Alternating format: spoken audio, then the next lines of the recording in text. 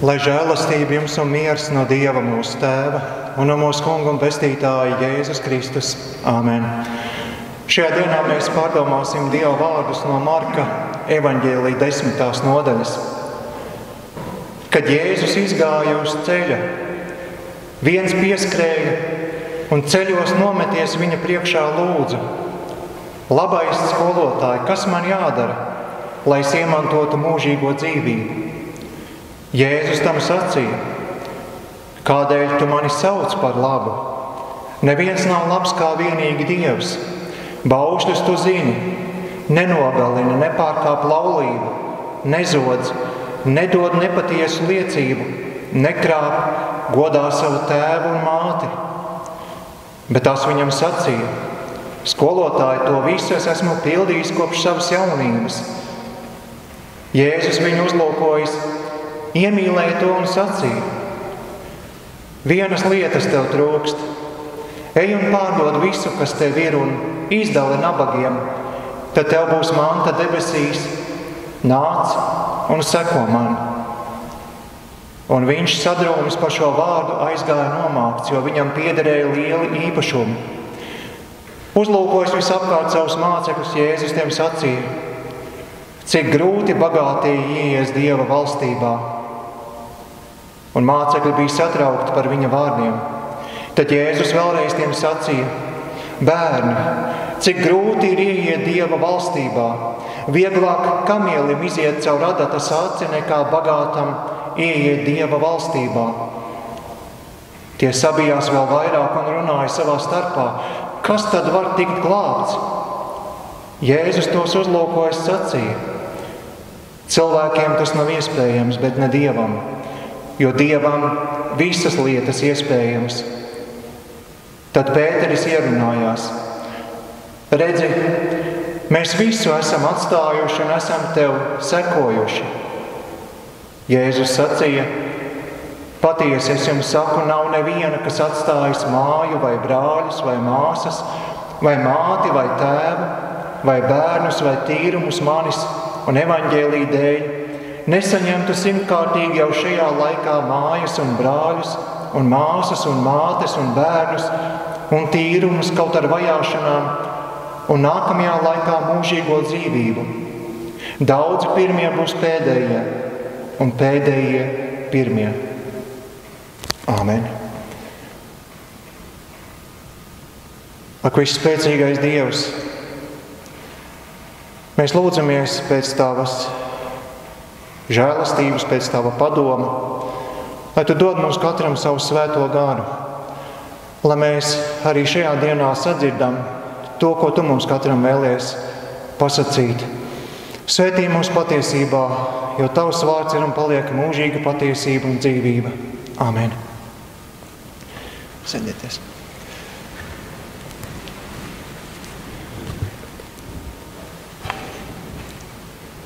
Es nevēlos šodien nevienu biedēt,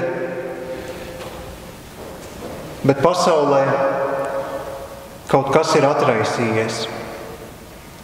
Un šķiet, es varu pateikt pat aptuveno laiku. Es domāju, ka septembra pirmajā pusē kaut kas garīgajā pasaulē ir noticis, kas tagad iespaido notikumus pasaulē un ļoti daudzu cilvēku dzīvēs. Jau sen cilvēki runā par to, ka mēs dzīvojam pēdējos laikos pirms Kristus otrreizējās atnākšanas godībām.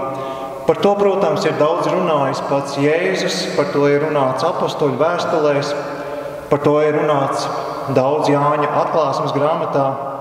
Bībelē daudzās vietās ir runāts par dažādām zīmēm un pieturvietām, kuras cilvēki varēs pamanīt pirms lielās dienas iestāšanās.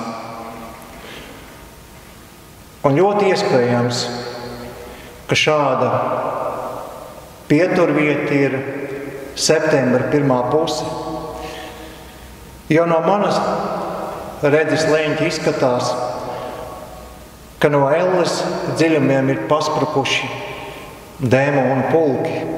Un pasaulē un cilvēku dzīvēs notiek tādas lietas, par kurām iepriekš nerunāju.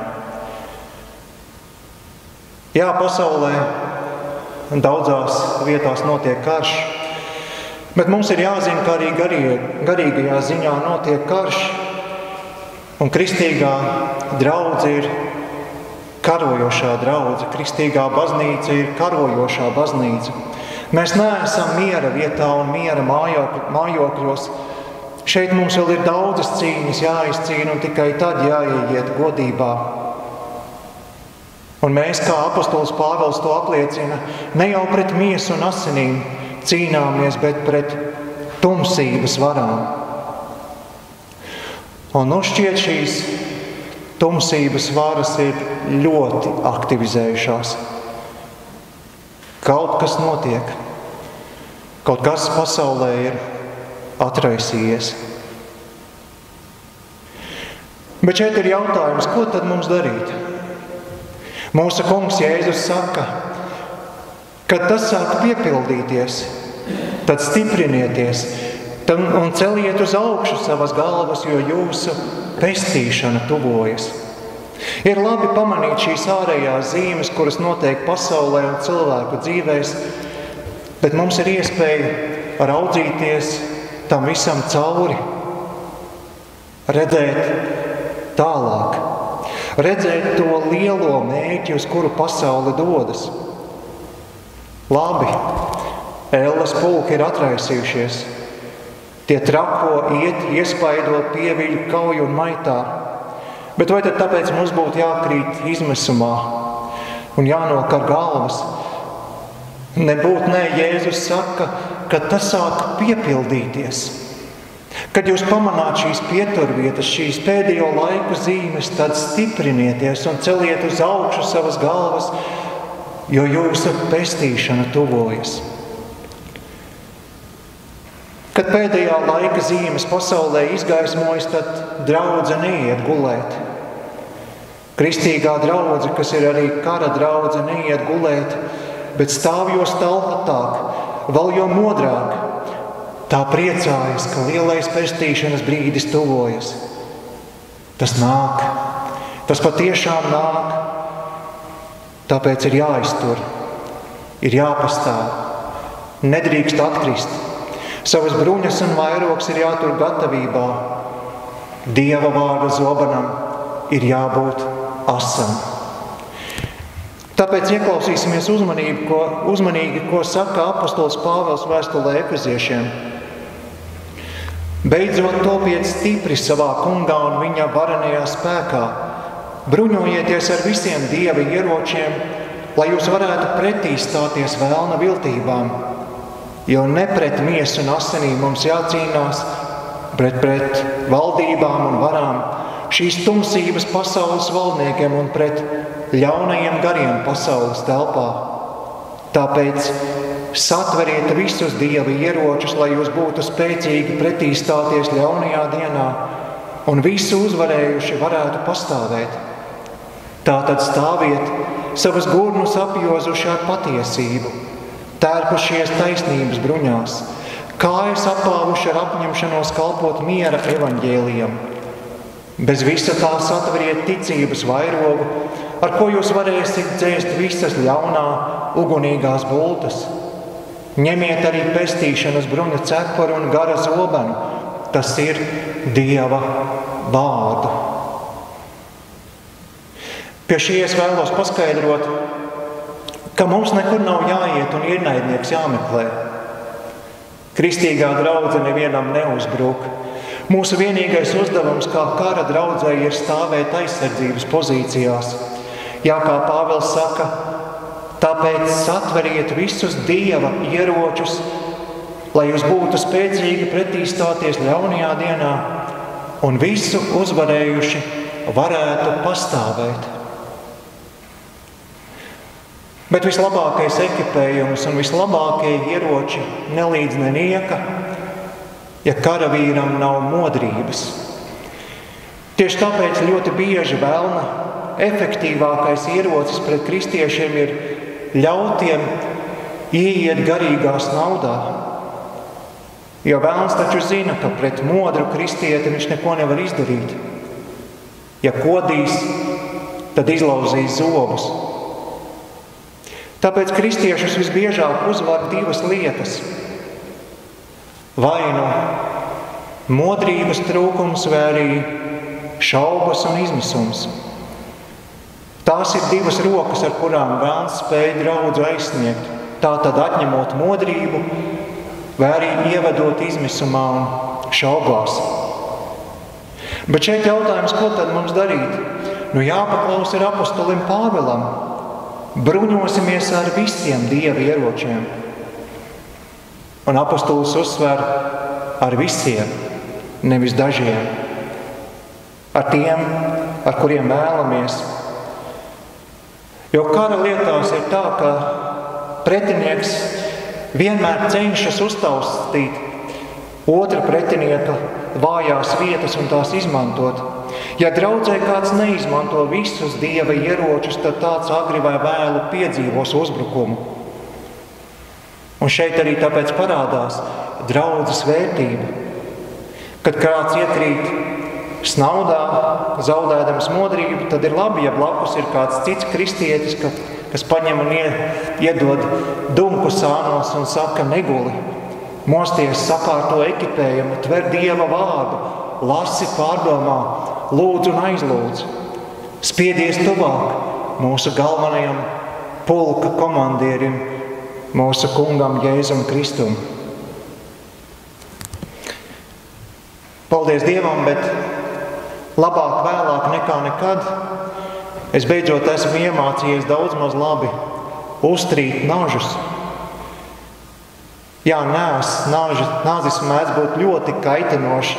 Tad kādreiz šķiet, ka ar nagu vīli, desas vai kūpinājumu šķēli var nogriezt ātrāk nekā ar neasu nāzi. Tad tā ar neasu nāzi ļurkā un nekas negriež. Un tas pats arī mūsu garīgajā dzīvē mums ir jābūt asiem, lai izietu cauri visdažādākajiem dzīves notikumiem. Bet ja mēs būsim garīgi notrulinājušies, tad tāda ļurkāšanās vien sanāks. Bet kā tad būt garīgi asam? Jo vairāk būsim koncentrējušies uz Jēzu, jo asāki mēs būsim. Jo vairāk mēs būsim koncentrējušies uz Jēzu, jo labāk mēs varēsim pāršķelt modrības trūkumu, visas šaubas un izmisumu. Un šīs dienas evaņģēlija teksts mums vēsta par vēl kādu šķēsli, kas mēdz cilvēkiem atņemt garīgu asumu. Atgādināšu šo notikumu, ka reiz kāds garīgais censonis pieskrēja pie Jēzus un sacīja: ko man darīt, lai iemantoju mūžīgo dzīvību? Jautājums patiešām ir ļoti labs. Jēzus tam atbildēja: baušļus tu zini, nenogalini, nepārkāp laulību, nezodz, nedod nepatiesu liecību, nekrāp, godā savu tēvu un māti. Bet tas viņam sacīja: skolotāji, to visu es esmu turējis kopš savas jaunības. Šeit mēs varētu domāt, šis gan ir asais, ar ļoti labu garīgu asumu, jo viņš taču baušļus ir turējis no savas jaunības. Viss taču ir savās vietās. Jēzu, tu taču tagad varētu man pielikt kādu medaļu par manu centību, par manu izcilību. Bet Jēzus, būdams labs pulku komandieris, ļoti labi zina, kā pārbaudīt vislabāko ekipējumu. Jēzus šim censonim saka: vienas lietas tev trūkst. Ej pārdod visu, kas tev ir, izdali nabagiem, tad tev būs manta debesīs, tad nāc un seko man. Un viņš sadrūmis par šo vārdu aizgāja nomākts, jo viņam piederēja lieli īpašumi. Lūk, lielajam censonim, kuram šķita, ka gan viņam viss ir kārtībā, nekas nebija kārtībā. Jēzum vajadzēja tikai paņemt un pavilkt aiz viena diedziņa, un viss lielais paštaisnības ekipējums nokrita, un garīguma karalis visu priekšā stāvēja kails. Censonim viss bija, tikumi bija, bet sirdī sēdēja arī mantaskārība. Šie Jēzus vārdi, ej un pārdod visu, kas tev ir, un izdali nabagiem, bija pārāk smagi. Mēs nezinām, kas notika ar šo bagātnieku tālāk, bet bieži vien šādos brīžos notiek garīgais pretsitiens. Visi paša turētie tikumi pārtrūkst, un grēka un kārību spēki atraisās ar dubultu jaudu. Tāpēc pat šeit varētu būt tā, ka šīs garīgais censonis aizgāja mājās un piedzērās.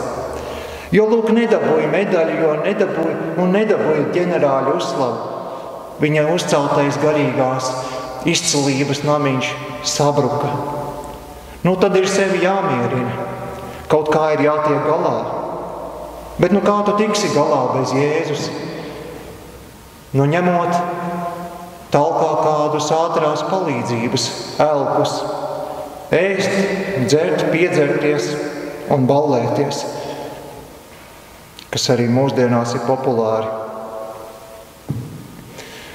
Un pēc tam, kad bagātnieks aizgāja, Jēzus uzlūkojis visapkārt savus mācekļus, tiem sacīja, cik grūti bagātie ies Dieva valstībā. Un mācekļi bija satraukti par viņa vārdiem, tad Jēzus vēlreiz tiem sacīja, bērni, cik grūti ir ieiet Dieva valstībā, vieglāk kamielim iziet caur adatas aci nekā bagātam ieiet Dieva valstībā. Šeit mūsu uzmanības vērts ir vārdiņš grūti. Oriģināla tekstā lietotais grieķu vārds norāda uz kādu lietu, kur ir grūti norīt. Vai arī tad, kad tu esi norījis, tad ir tāda sajūta, it kā tu būtu norījis ķieģeli. Tik smaga sajūta rodas. Man tā ir gadījies. Sajūtas nav patīkamas. Lai vai kā Jēzus šeit norāda, ka ieiešana Dieva valstībā cilvēkiem pašiem nav iespējama. Jo visbiežāk tie savas somas piekrāmē ar visu kaut ko. Bagātie, tikumīgi ar saviem sasniegumiem, bet nabagie ar skaudību un kārībām. Un kā redzam, kā vieniem tā otriem somas ir pilnas. Jēzus mācekļi par Jēzus vārdiem sabijās vēl vairāk un runāja savā starpā, kas tad var tikt glābts? Jēzus tos uzlūkojis sacīja, cilvēkiem tas nav iespējams, bet ne Dievam, jo Dievam visas lietas ir iespējamas. Ieklausīsimies vēlreiz, ko Jēzus saka, cilvēkiem tas nav iespējams, bet ne Dievam, jo Dievam visas lietas iespējamas. Tāpēc garīgums nav mūsu pašu pūles izlīst caur adatas aci.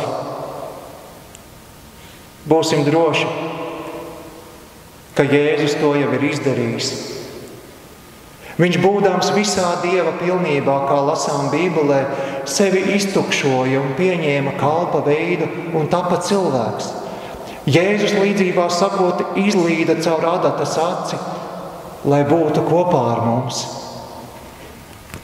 Un tā viņš arī šodien ļoti daudziem garīgajiem censoņiem saka, visiem tiem, kuri nopūlas izlīst caur adatas aci, tie viņš saka, tu tur, mīļais, vēl ilgi mocīsies. Cik ilgi tev vēl ir jākļūdās un jācieš, pirms tu sapratīsi, kad es jau šeit esmu. Es šeit esmu priekš tevis. Noliec visas šīs savas pūles, savus sasniegumus, savas raizes. Skaties uz mani, piedzīvo manu mīlestību un žēlastību. Un tā arī šie laiki, kuros mēs dzīvojam, varbūt kādam tie šķitīs kā tāda līšana caur adatas aci. Būs tādas lietas, kuras būs grūti norīt, būs grūti saprast. Bet atkal sacījuši, mums uzmanība nav jāpievērš adatas acī un mūsu pašu pūlēm. Mums nav visu dienu jāņemas un jāriņķo ap jautājumu, kā man pastāvēt, kā nu būs, kā mēs dzīvosim vai izdzīvosim.